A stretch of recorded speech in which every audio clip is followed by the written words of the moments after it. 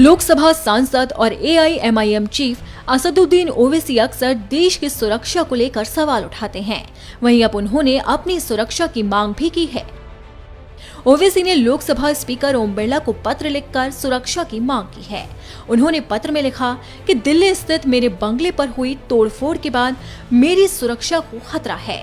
ऐसे में मुझे सुरक्षा मुहैया कराई जाए। साथ ही घर पर हुई तोड़फोड़ की जांच संसद की विशेषाधिकार कमेटी से की जाए।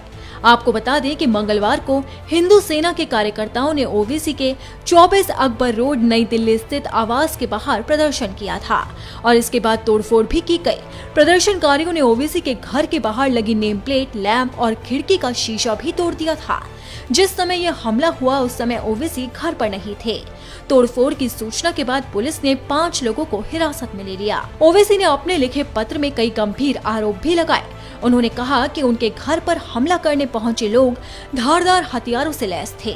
उन्होंने बताया कि प्रदर्शनकारी कुल्हाड़ी, लाठी जैसे हथियार लेकर मेरे बंगले पर पहुंचे थे। इस दौरान पत्थरबाजी की गई और घर में लगी नेम प्लेट को पूरी तरह से तोड़ दिया गया।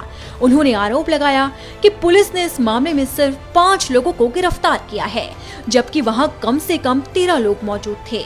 इसी के साथ ही ओवैसी ने यह भी आरोप लगाया कि हमलावर उनके बंगले में घुसे और वहां मौजूद केयरटेकर को बुरी तरह से पीटा, यहां तक कि मुझे भी जान से मारने की धमकी दी गई। उन्होंने मांग की है कि इस मामले को गंभीरता से लेते हुए उनकी सुरक्षा को मजबूत किया जाए। आपको बता दें कि इस वक्त ओवैसी यूपी चुनाव को लेकर अपनी ताकत झोंक रहे हैं। पिछले दिनों उन्होंने सीएम योगी आदित्यनाथ के अब्बा जान वाले बयान पर करारा जवाब दिया था।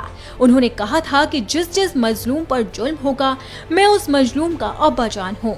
संभल में AIMIM के प्रमुख असदुद्दीन ओवैसी ने कहा था कि लोग मुझे चाचा जान कह रहे हैं। मैं उन लोगों का पिता हूँ जो उत्तर प्रदेश में गरीब, कमजोर और उत्पीड़न का सामना कर रहे हैं। मैं उन लोगों का भाई हूँ जो पीड़ित और उत्पीड़ित महिलाएं हैं और कमजोर का साथ देना मुझे अब्बा बनाता है, तो मैं अब्बा भी हूँ। इतना ही नहीं, ओवैसी ने यह भी कहा था कि हमारा साथ दीजिए, हम किसी के खिलाफ नहीं हैं। हमारा झगड़ा हिस्सेदारी का है। यूपी में जितनी भी बिरादरी है, समाज है, सबकी हैसियत है और सबकी ताकत है। हमारा हाल ये है कि मुस्लिम को दूर खड़ा कर दिया जाता है। सिर्फ वोट के लिए हमारा प्रयोग किया जाता है। चुनाव के बाद हम रोज मरते हैं। पुलिस का जुल्म बढ़ता है। रोजगार नहीं मिलता। जवानी बर्बाद कर दी जाती है। वहीं जेल से बाहर एनकाउंटर कर दिया जाता है।